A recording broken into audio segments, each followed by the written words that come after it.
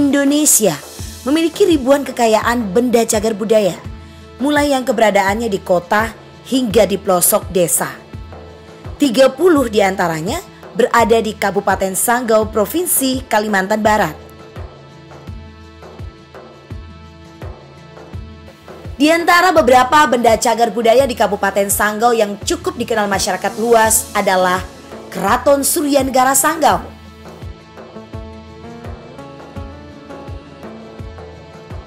Keraton yang terletak di pusat kota Sanggau, tepatnya di Jalan Pangeran Mas, Kelurahan Ilir Kota, Kecamatan Kapuas, letaknya cukup strategis, menjadikan benda cagar budaya yang cukup sering dikunjungi wisatawan dari berbagai penjuru, bahkan wisatawan mancanegara. Bagaimanakah awal mulanya berdiri Keraton Suryanegara ini? Kalau mau bercerita awal berdirinya Keraton Suryanegara ini, mau tidak mau kita harus lebih ke atas. Awal daripada berdirinya Keraton Suryanegara ini tidak lepas daripada keterkaitan dengan yang lain, terutama cerita dari Darananti tadi. Soalnya kan awalnya dari situ. Memang awalnya kalau kita susun dari silsilahnya itu kan Darananti dulu. Habis sesudah Darananti hilang, ceritanya putus. Berselang berapa lama kita pun tidak tahu. Timbul lagi yang namanya Mas Kediyung. Mas Kediyung itu pun tidak diceritakan banyak. Siapa sebetulnya beliau itu, apakah anaknya, apakah cucunya, itu pun tidak jelas. Dan sesudah Mas Kediyung, timbul lagi yang namanya Dipati Kiai Tua. Itu pun tidak jelas juga. Tapi ada segelintir sejarah yang mengatakan bahwa Kiai Dipati Tua ini adalah cucu kepada Darananti.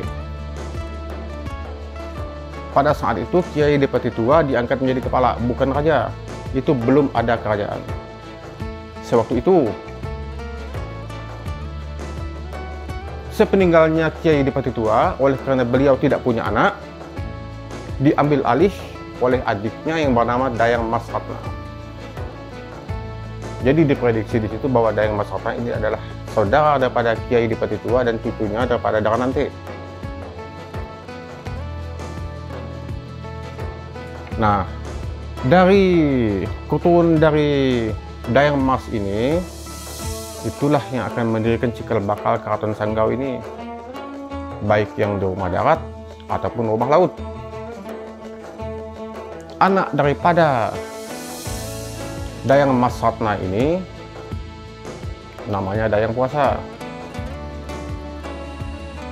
Dan bapak daripada Dayang Puasa tadi, suami daripada Dayang Mas Ratna ini adalah Abang Awal. Abang Awal itu anak daripada Abang Samad. Abang Samad anaknya daripada Darajuanti dengan Adipati Legenda dari Sintang. Jadi ada keterkaitan antara Sintang dengan Sanggau. Kita tidak boleh memungkiri itu. Itu sejarah yang ada. Dan kembali lagi kepada Dayang Puasa tadi, suaminya Abang Awal. Abang Awal itu berasal dari daerah Mau atau Jongkong sekarang. Anaknya Abang Awal ini kan ada dua orang anak. Yang pertama, Abang Arang yang bergelar Pangeran Agung. Yang kedua, Abang Gani. Tapi Abang Gani yang menjadi raja, oleh karena Abang Gani yang disukai oleh masyarakat. Mungkin oleh karena loyal dengan masyarakat, mungkin lebih bergaul lah. Pangeran Agung ini kemudian diusir dari Sanggau, pergi ke Posulu. Sekembalinya beliau dari ke Posulu, pulang lagi ke Sanggau, kemudian saudaranya itu dibunuh. Maka dalam sejarah pun ada tertulis yang namanya Kiai Tumbang Masjid, oleh karena Abang Gani ini dibunuh di sekitar masjid. Itu pun tidak diberitahukan banyak, apakah dibunuhnya di luar masjid atau di dalam masjid, itu tidak ada keterangan. Jadi yang kita tahu, gelar orang yang dibunuh tadi adalah Kiai Tumbang Masjid. Ketemunya di masjid. Maksud Pangeran Agung tadi membunuh Abang Gani tadi supaya dia dapat naik tahta, tapi niatnya tidak kesampaian. Jadi justru anak Abang Gani yang menjadi raja. Anak Abang Gani itu bergelar Pangeran Mangkubumi, alias Abang Basum. Abang Basum ini yang bersaudara dengan Ratu Ayu. Abang Basum ini saudara Ratu Ayu, saudara kandung Ratu Ayu. Jadi Abang Basum ini punya anak lagi. Anaknya yang bernama Abang Uju.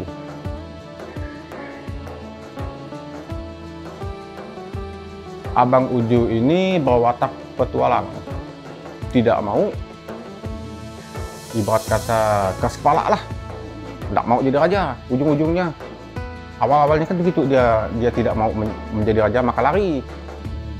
Dalam sejarahnya itu kan lari ke Banten, daerah Batam ke Banten.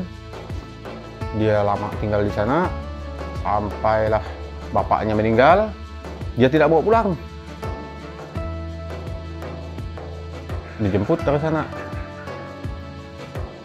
dan membawa pusaka kerajaan dari sana. Salah satunya ada sebuah tombak, sebilah keris, sebuah pedang, sebuah lela, sebuah gong. Itu yang beliau bawa dari sana. Sekarang bendanya masih ada di sini. Abang Uju alias Sultan Jamaluddin Kesanggau ini kurang lebih di abad 17. Berarti kan tahun 16 sekian kan. Jadi cikal bakal Keraton Suryanegara ini ada dari Sultan Jamaluddin. Belum ada di sini Suryanegara ini. Suryanegara ini ada setelah Sultan Zainuddin menjadi raja. Jadi anak daripada Abang Uju atau Sultan Jamaluddin adalah yang pertama Sultan Zainuddin yang membuat terah Suryanegara ini. Sultan Kamaruddin yang membuat terah di sebelah sana, sebelah hulu sana, itu ada menambah Sulaiman itu. Jadi terbagi dua. Dari situ mulai ada pembagian rumah darat dengan rumah laut tadi. Sultan Kamaruddin ke sana, rumah dulunya kan terbalik nih, di darat sana, sini ke laut. Awalnya soalnya kan keraton yang tua kan di sana, di sebelah hulu ini, di kantu ini, itu keraton tuanya sebelum ada di sini. Jadi Sultan Jamaluddin memerintah dari sana, dari keraton tua, rumah besar dulu. Nah, jadi istana Suryanegara ini dianggap satu-satunya istana yang ada di Sanggau ini. Oleh karena ini yang masih ada. Namun sayangnya, bangunan fisik Keraton Tua Suryanegara sudah tidak ada lagi. Karena sebelumnya, Keraton Suryanegara ini dipindahkan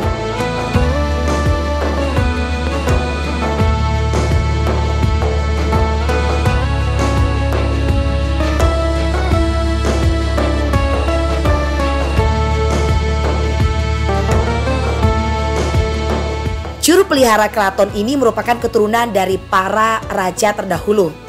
Dan Gusti Aryono merupakan juru pelihara Keraton Suryanegara setelah pamannya. Pertama paman saya dulu, Gusti Kamaruddin. Habis itu diganti dengan paman lagi, Gusti Muhammad Amin. Habis itu baru saya. Sebagai orang yang dipercaya untuk mengurus isi apapun yang ada di keratonnya ada datuk saya. Jadi beliau itu salah satu keturunannya.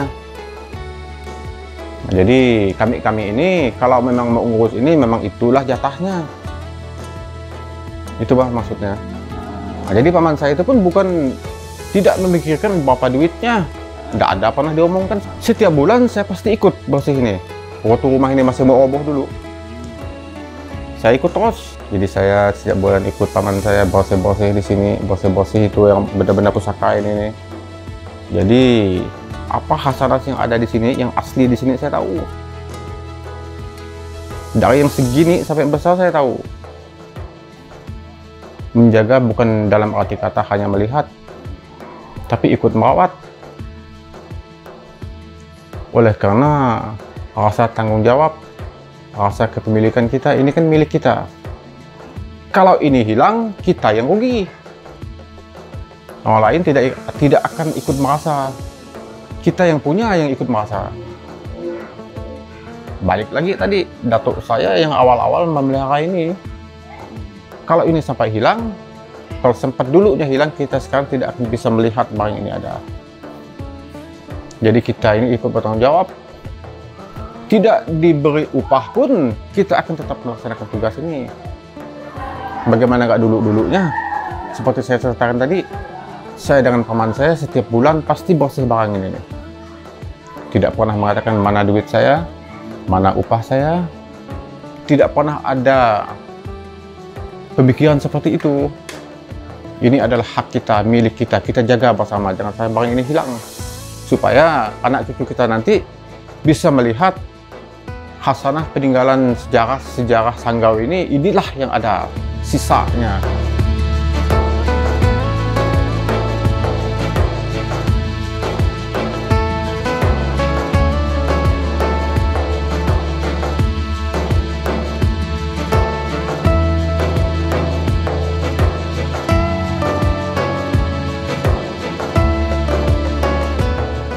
Untuk merawat benda-benda seperti ini, apakah ada ritual khusus? Dulu-dulunya ada ritual khusus, dulu-dulunya. Istilahnya tepung kawal. Untuk membersihkan benda-benda pusaka macam-macam begini. Setiap tahun sih. Setiap tahun ada. Cuma bukan kita yang melaksanakan barang itu, orang yang lebih tua. Cara-caranya itu. Walaupun ada cara sendiri, bukan sembarangan begitu aja.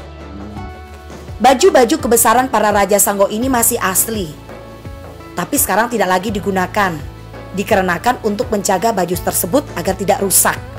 Sementara yang digunakan oleh penerus raja berikutnya sampai sekarang adalah duplikat baju tersebut yang direproduksi dengan bahan yang lebih kuat. Macam-macam biasa aja kita bersihkan, kita buang debunya. Soalnya barang-barang itu kan sensitif, tidak boleh sentuh agak keras sedikit bisa robek. Kalau lain dengan yang ini, kita pukul-pukul pun tidak jadi masalah. Perlakuannya beda. Kalau ini dengan ini beda gitu lah. Itu ada duplikatnya, ada di sebelah, tapi duplikatnya pun tidak seperti yang asli. Oh iya. Pasti ada model lain, motif lain. Modelnya yang kurang lebih, tapi motifnya kan pasti beda-beda. Itu yang asli kan ada di belakang tuh modelnya macam mana. Soalnya kalau kita lihat di fotonya kan itu ada. Yang jelas kita lihat, yang di luar sana kan yang dipakai penambahan Muhammad Ali itu kan ada seperti itu. Entah yang di atasnya lagi, itu kan tidak ada keterangannya. Oleh karena fotonya tidak ada. Jadi kita pun hanya bisa mereka meraba-raba bagaimana model baju orang-orang itu. Kita pun tidak tahu. Berarti foto-foto yang itu pas dipoto pas di zaman itulah. Iya. Jadi kemungkinan sebelum itu pun macam begitu juga. Itu kan tidak jauh.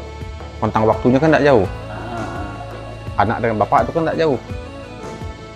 Anaknya pakai pakaian itu, mungkin bapaknya juga itu.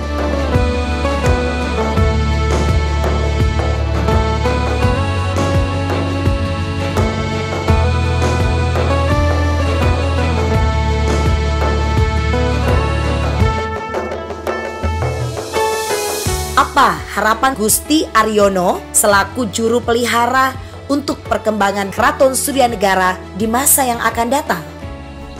Kalau yang kita harapkan sih supaya lebih diperhatikan lah. Jangan sampai benda-benda cagar budaya ini bisa lenyap. Jangan sampai tidak diperhatikan. Yang jelas yang paling nampak itu rumahnya ini, tempat simpan barang-barang ini.